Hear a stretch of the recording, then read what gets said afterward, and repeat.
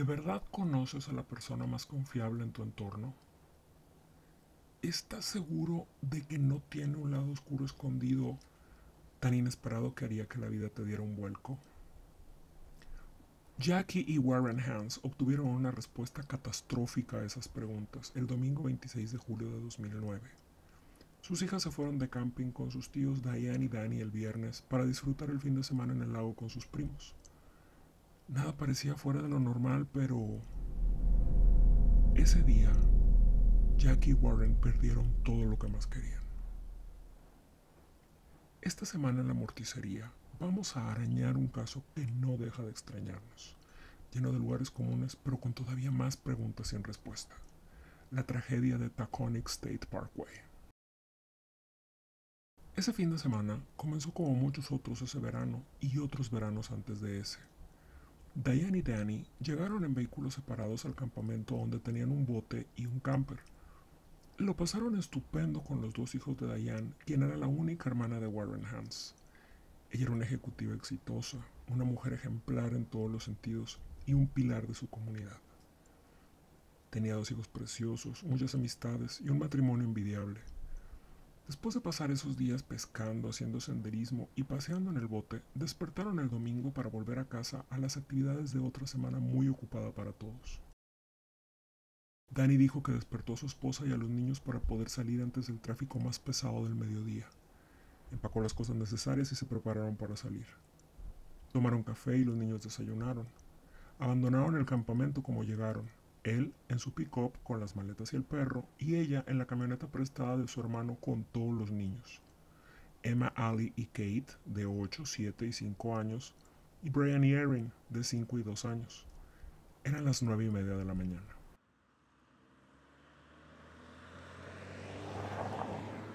Diane va a un McDonald's con los niños. Desayunaron y disfrutaron del área de juegos por cerca de 1 hora.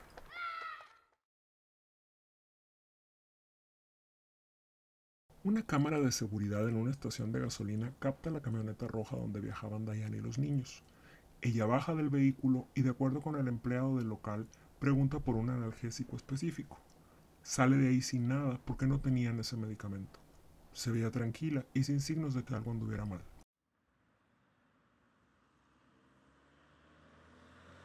Diane llama a su cuñada Jackie, la madre de las niñas. Le dice que van un poco tarde porque hay mucho tráfico. Hay urgencia porque Emma, su hija mayor, tiene ensayo para la puesta en escena escolar de La Bella y la Bestia.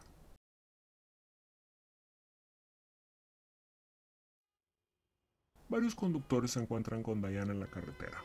Ella conduce con mucha agresividad, sin respetar la distancia de seguridad entre su vehículo y el vehículo delante de ella. Parecía ir concentrada en el camino y maniobraba con bastante precisión. Cerca de las 12:30, otras personas encuentran la camioneta detenida en el camino y ella afuera del vehículo agachada, aparentemente vomitando.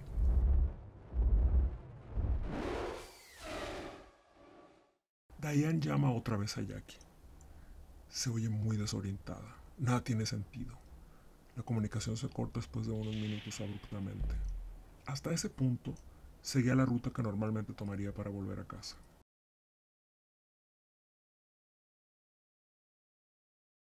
Warren llama a su hermana.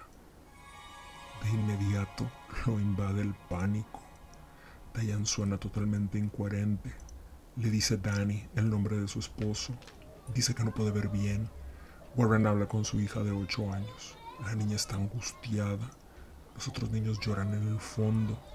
Ella le dice: algo malo le pasa a la tía Diane. Warren trata de calmarla y le pide que mire los señalamientos para poder llegar a donde están y tomar control de la situación. No pudieron volver a comunicarse otra vez con Diane. El teléfono aparecería varias horas después, abandonado en un divisor de concreto en la carretera.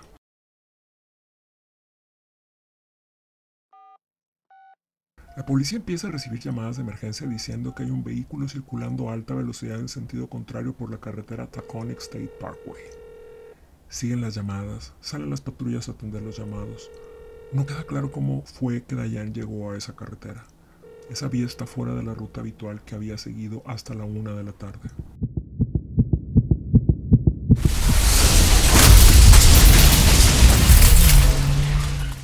Diane impacta en seco, a toda velocidad, de frente con la Trailblazer de Guy Bastardi, quien viajaba con su padre Michael y Daniel Longo, un amigo de ambos. En el percance estuvo involucrado un segundo vehículo donde los pasajeros resultaron con heridas leves.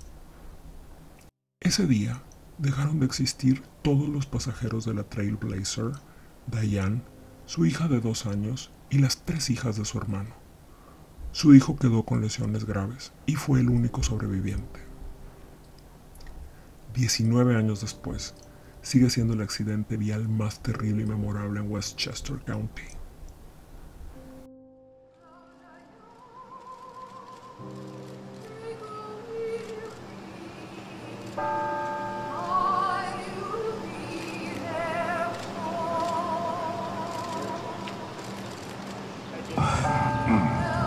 My sister was a phenomenal mother, aunt, and friend. And all of us are grateful for the love and care that she showered upon our entire family, especially all of our children. What we ask for all of you going forward is that you keep my girls, my sister, and my niece, and all of us in your daily prayers. There's a miracle child in all of this. Our dear nephew Brian, who's getting better and stronger by the day, and he will be loved by more people than he will ever understand. Love your children. Cherish your children. Kiss your children. And don't ever forget.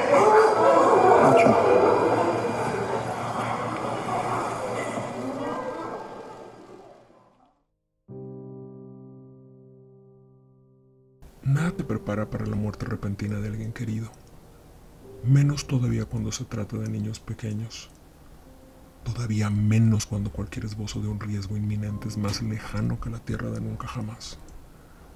El dolor indecible de los vivos dio paso al estupor en unos, y para otros lo que siguió fue furia. 5 días después, la policía dio a conocer detalles de la investigación del incidente. Se dictaminó que Diane fue responsable de lo ocurrido.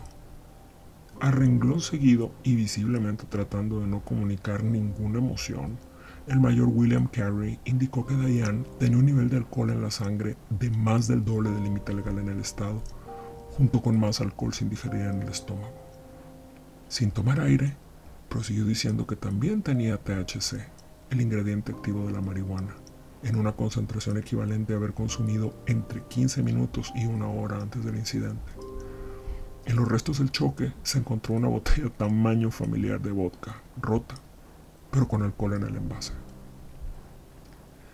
La camioneta roja se incendió de inmediato en el choque, pero nada se compara con la explosión cuando las noticias nacionales recogieron el caso. Esa difusión atrajo a la cineasta Liz Garbus, quien puso en marcha la producción de un documental sobre el caso para HBO. Se acercó a la familia y Danny estuvo de acuerdo en participar. Le ofrecieron una compensación considerable. Jack y Warren declinaron tomar parte. Ese documental es un favorito de la morticería. Es un tremendo punto de referencia, pero obviamente también es únicamente un punto de vista. Lo más interesante es que sigue de cerca y tiene testimonios directos de Danny, el esposo de Diane, y Jay, la cuñada de Danny.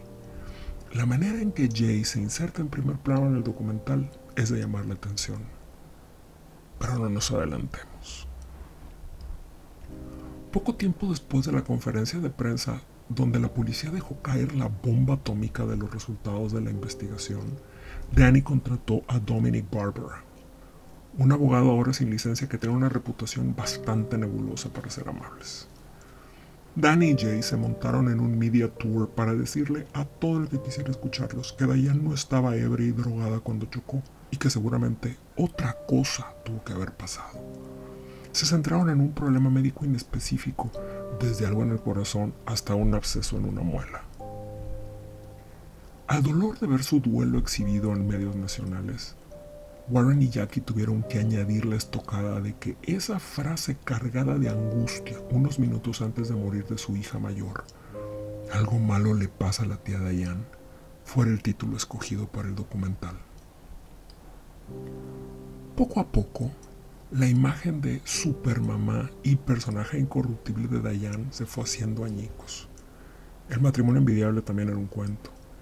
Jay y Danny pasaron de decir que ella no bebía tanto a admitir que fumaba marihuana casi todas las noches para poder dormir. La imagen que vemos de Danny es deplorable. Un hombre mezquino, infantil, egoísta. Alguien que maquinó para separar a Diane de sus amigas de la infancia. Alguien que incluso le admite a su cuñada que se sentía furioso porque él no quería tener hijos. Los niños eran cosa de Diane y ahora estaba atrapado en esta situación. La miseria moral es tal que más adelante se sabría que demandó al Estado y hasta a su cuñado, el padre de las niñas que su mujer borró de la faz de la tierra.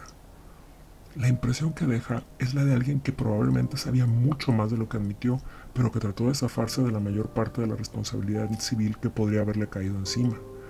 La realidad es que, de haber admitido que permitió que alguien que no se encontraba en condiciones operara un vehículo con los niños, quedaría como corresponsable legal de lo ocurrido.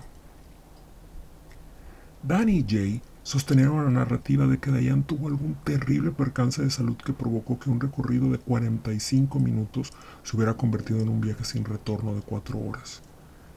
Que si le había dado una embolia, que si tenía un absceso en un diente y eso le había provocado un delirio, que se había parado a buscar medicamento para el dolor en la estación de gasolina, alguna situación de salud era la causante de esta tragedia. Liz Garbus consiguió que Werner Spitz, una leyenda viviente de la medicina forense, evaluara el informe de la autopsia. Con ese encanto y dulzura propios de los alemanes, les dijo a Danny y a Jay que el procedimiento estaba correcto, junto con las conclusiones. Encima de esto, las pruebas de ADN comparando muestras de artículos personales de Diane y las muestras del laboratorio dieron una coincidencia. No había tal error en el laboratorio o un problema médico inesperado. Nada disculpa el horror que Diane Schuller causó y sigue causando. Su hijo mayor tiene secuelas permanentes y va a vivir el resto de su vida con el estigma de lo que su madre hizo. Pero el contexto es importante. Diane sufrió abandono temprano en su vida. Su madre dejó a sus hijos y a su esposo para irse con un vecino amigo de la familia. Diane, dicho por sus amigas de la escuela, se convirtió en la mujer de la casa y desde los 9 años estaba encargada de todas las tareas del hogar. Literalmente la persona que más debió haberla cuidado le robó la infancia. El abandono la dejó propensa a comportamientos nocivos y adictivos. Ya en la adolescencia tenía obesidad mórbida. Sin más apoyo o tratamiento, empezó a medicarse los dolores del corazón desde aquel entonces. Se casó con un hombre egoísta, infantil e inútil. Su único novio, según sus amigas, su único amor. ¿Qué pasó en esos 45 minutos que se hicieron 4 horas? Después de ver el documental muchas veces, empiezan a brincar cosas raras. En la entrevista donde le preguntan a Danny qué pasó esa mañana antes de salir a la carretera, dice que despierta a su esposa y a los niños y que les dieron desayuno. Pero entonces, ¿por qué Diane paró en McDonald's a comprarles comida otra vez cuando no había pasado ni una hora desde aquel otro desayuno en el camper?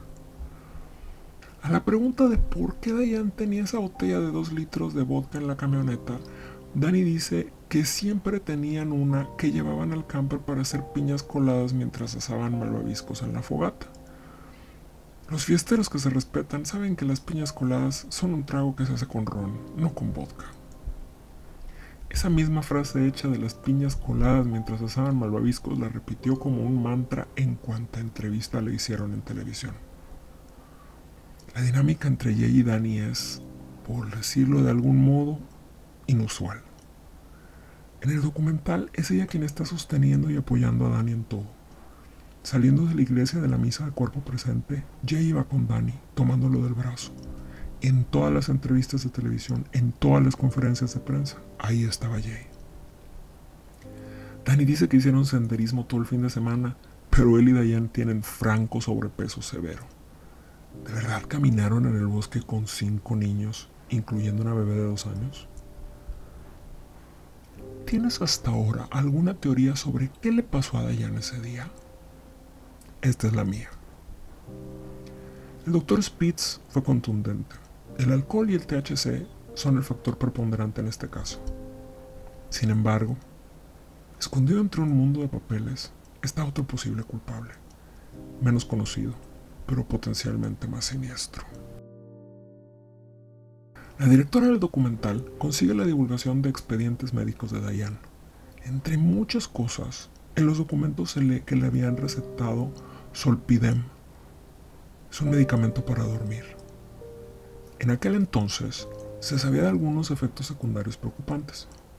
Estando dormidas, las personas se levantaban y hacían tareas complejas, como salir a conducir un vehículo y cosas por el estilo. Además, se sabe que puede causar alucinaciones y episodios de amnesia. Pienso que Diane era una alcohólica altamente funcional, pero ese fin de semana las cosas se le salieron de control y se derrumbó su castillo de naipes cuidadosamente construido. Por las fotos que muestran en el documental, se ve que salió del campamento con la misma ropa que tenía puesta el día anterior. Ella, esa mujer tan impecable y perfecta, con la misma camisa y pantalón de un día antes. Según el recibo de compra, salió de McDonald's con un jugo de naranja grande, perfecto para aderezarlo con su bebida preferida. Seguramente bebió la noche anterior y necesitaba cortarse el malestar. En cuanto a la marihuana, bien pudo haberla consumido por boca más temprano en la mañana. Los efectos de esa sustancia, consumida de esta manera, son todavía más potentes e impredecibles en algunas personas. La literatura indica que las personas pueden experimentar pánico, paranoia y desorientación. Si añadimos el Zolpidem, tenemos una receta para el desastre. En esta historia no hubo monstruos, no hubo villanos con máscaras, ni cuchillos, ni sierras eléctricas. Esto no es un caso, es una advertencia. Es una historia que grita lo que nadie se atrevió a decir. Es la madre de todas las advertencias. Acompáñame la próxima vez para más verdades desolladas en la morticería. Suscríbete si eres un True Crime fan y cuéntame tu teoría en los comentarios.